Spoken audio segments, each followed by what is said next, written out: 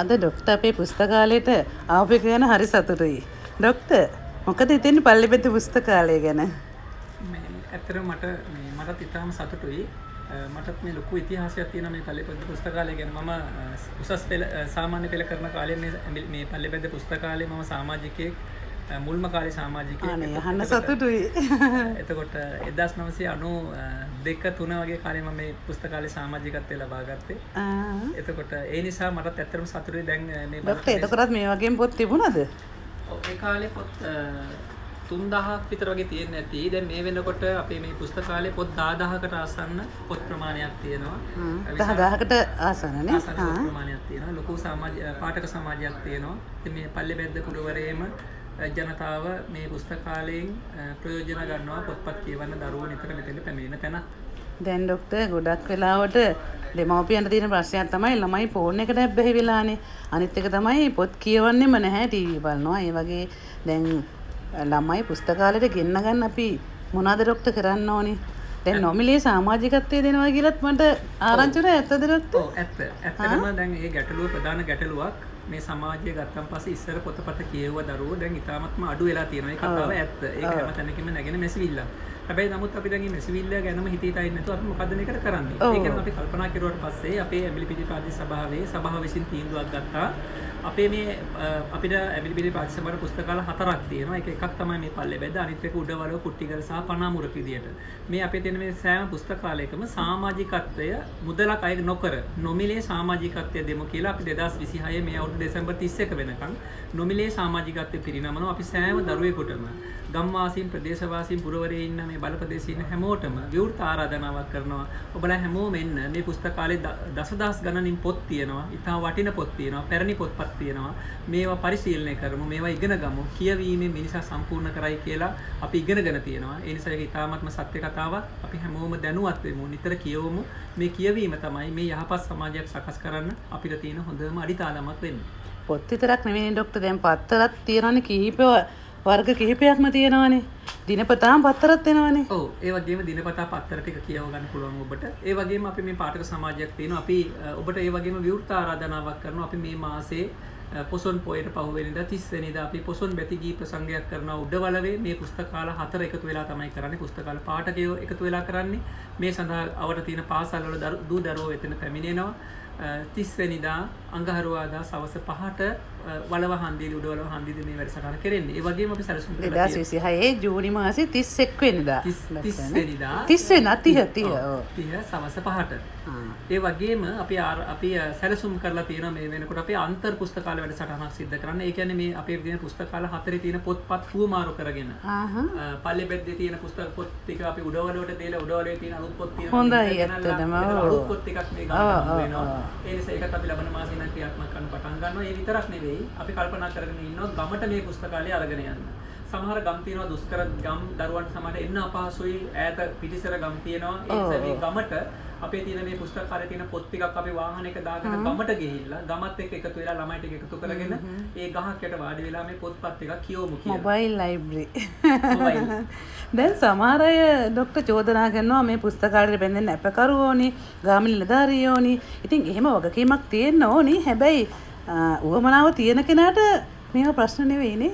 ඇත්තම දැන් ඒකේ ඇත්තම වගකීමක් තියෙනවානේ මේ පොතපත අපේ නිස්කාරයෙන් ආස්ති වෙන පොදු දේපල නෙවෙයි. පොදු දේපල, පොදු රාජ්‍ය දේපලක්, මහජන දේපලක්, මහජනතාවගේ බදු මුදල් වලින් තමයි මේ පොත් මිලදී අරගෙන තියෙන්නේ. ඒක ඉතාම වටිනා පොතපත තියෙනවා.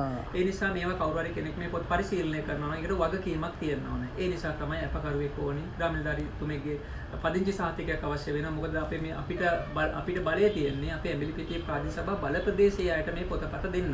නමුත් අපි ආරාධනා කරනවා මම ගොඩ අපිට අල්ලපු වෙටේ තියෙන ගොඩ ප්‍රාදේශ සභාපතිතුමාත් එක්ක කතා කරා. මොකද මේ පල්ලෙබැද්දේ මේක කෙලවර. මෙතනින් තව චූරි දුරකින් හොඳම පුස්තකාලයක් තියෙනවා ගොඩ කියලා ඩොක්ටර්. මම දැකලා තියෙනවා.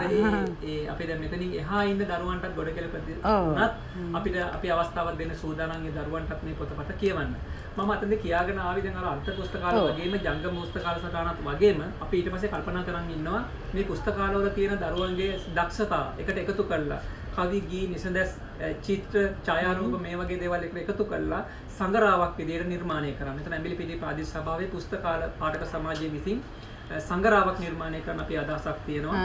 ඒ වගේම අපේ මේ පුස්තකාල ටිකේ දරුවන්ගේ තියෙන නව නිර්මාණ එකතු කරලා නව නිර්මාණ එකතුවක් ගොඩනගන්න. දැන් උදාහරණයක් විදිහට ගත්තොත් සමහරවිට අපේ මේ දරුවෙක් ඉන්න පුළුවන් මේ පල්ලේ බැද්දේ කෙටි කතා ලියන. ඒතකොට ඒ දරුවන්ගේ ඒ කෙටි කතා ටික එකතු කරලා ඒක හොඳම කෙටි කතාව තෝරලා ඒ කෙටි කතාව අපි මුද්‍රණය කරලා දෙන්න. ඔබට ලොකු අභියෝගයක් ඇති පොතක් මුද්‍රණය කරගන්නවා කියන එක. ඒ වගේම නව කතාවක් මුද්‍රණය කරගන්නවා කියන එක. කවි පිටුවක් කවි පොතක් කරනවා කියන එක ඒ නිර්මාණ ශිල්පියාට අපහසු ඇති. ඒ නිසා අපි හොඳම නිර්මාණ තෝරලා හොඳම කවි පොත අපි ඇඹිලිපිටිය ප්‍රාදේශ සභාව විදියට ප්‍රකාශයට පත් කරන්න අපි කල්පනා කරගෙන ඉන්නවා. මේ වගේ මේ පුස්තකාලය හරහා මේ දරුවන්ගේ ගුණධර්ම අපේ තෙතමනයක් සහිත දරු පරම්පරාවක් හදන්න අපි අදහස් කරගෙන ඉන්නවා. මේකට අපි මම විවෘත ආරාධනාවක් කරනවා හැමෝටම ඔබලාගේ තියෙන අදහස් සහ යෝජනා ටික ලබා දෙන්න. ඒ වගේම අපි ලබන මාසෙන් පස්සේ නැවත අලුත් පොත් මිලදී ගන්න කටයුතු කරනවා සභාවට. ඒතකොට මේ මිලදී ගත යුතු පොත් වල නාම ලේඛනයක් තියෙනවා. ඔබලා වටිනා පොතපත තිබෙනවා නම් ඔබලා නම් විස්තරයක් තියෙනවා නම් ඒකත් දෙන්න. අපේ ඇඹිලිපිටිය ප්‍රාදේශ සභාවේ නිල Facebook පිටුව තියෙනවා ඇඹිලිපිටිය ප්‍රාදේශ සභාව කියලා. ඒ නිල Facebook පිටුව හරහා ඔබ අපිට මේ තොරතුරු ටික එවන්න. එහි අපේ දුරකථන අංක සහ මේ තොරතුරු දෙන්න ඕනි කොහොමද කියන කාරණාත් තියෙනවා. මේව ඔක්කොම එකට එකතු කරගෙන අපි පුරවැසිය විදිහට අපි හැමෝම එකතු වෙලා මේ පල්ලේබැද්ද නගරයත් ගමත් ඒ දරුවන්ගේ ගුණධර්මත් සකස් කරමු කියන යෝජනාව මම මේ වෙලාවේ මේ පුරවැසියෝ හැමෝටම යෝජනා කරනවා. අනේ ඇත්තටම ડોක්ටර් වගේ කෙනෙක් මේ ප්‍රාදේශ සභාවේ ඇඹිලිපිටිය ප්‍රාදේශ සභාවේ සභාපතිතුමා වීමම ඇත්තටම මේ ප්‍රදේශයේ අයගේ වාසනාවක්. ડોක්ටර් මට මේ මොබයිල් ජංගම පුස්තකාල ගැන කියනකොට හිතුණා දැන් ආයතනයක් වුණාම රෝහලක් හිතන්නකෝ. රෝහලක් පොලිසියක් ඒ වගේ ආයතනවලත් පුළුවන් නේද ડોක්ටර් පොඩි පොත් ටිකක් මේ වගේ පොඩි රාක්කයක් ඇතෝ නැත පොත් ටිකක් තියලා කට්ටිය කියවීමට යොමු කරන්න. ඉතාලම වටිනවා. ඇත්තටම මේක කළ යුතු වැඩක්. ඒක මේ අපිත් තියෙන ආයතනය අර ඔබතුමී කිව්වා වගේ පොත් තියෙන සංඛ්‍යාව කීයද කියන එක නෙවෙයි. පොත් කීපයක් අදාළ නැහැ සංඛ්‍යාව. පොතක් කියන්නේ ලෝකයක් නේ. කියවන්න පුළුවන්ද කියන එක ඉතාලම වටිනවා. මේ විදිහට අපි හැමෝම එකතු වෙලා මේ වගේ අදහස් යෝජනා ටික අරගෙන අපි මේක ක්‍රියාවට නගවමු. එතකොට මේ නැවතත් මේ දරු පරපුර ෆෝන් එක තාක්ෂණ භාවිතා කරනවා වගේම පොතපතත් ඇසුරු කරන දරු පරපුරක් නිර්මාණය කරගන්න අපිට නොහැකි වෙන එකක් නෑ. අපිට ડોක්ටර් දැනට යමතර ප්‍රශ්නයක් මේක දැනට දුරකථනයට ඇබ්බැහි වෙලා ඉන්න දරුවන් බේරගන්න ડોක්ටර් මොනවා හරි අදහසක් තියෙනවද? ඇත්තටම කළ යුත්තේ දුරකථනය වහාම ඉවත් කරන එක නෙවෙයි. දරුවෝ දැනට ඒක ඇබ්බැහි වෙලා තියෙනවා, පුරුදු වෙලා තියෙනවා. ඔව් වෙලා තියෙනවානේ. මේ පුරුද්ද නරක නෑ.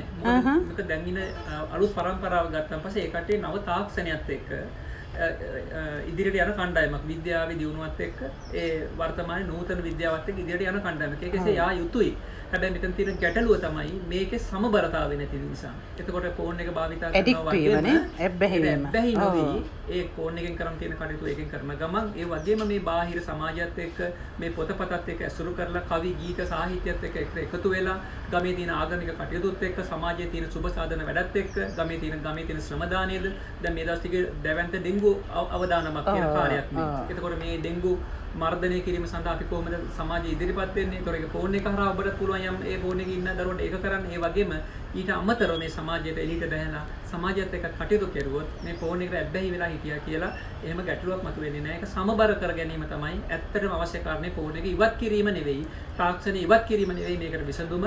මේක අපි සමබර කර ගැනීමයි වැදගත් වෙන්නේ. හරි ડોක්ටර්. එහෙනම් බොහොමත්ම ස්තුතියි ડોක්ටර්. බොහොම ස්තුතියි. හරි ડોක්ටර්.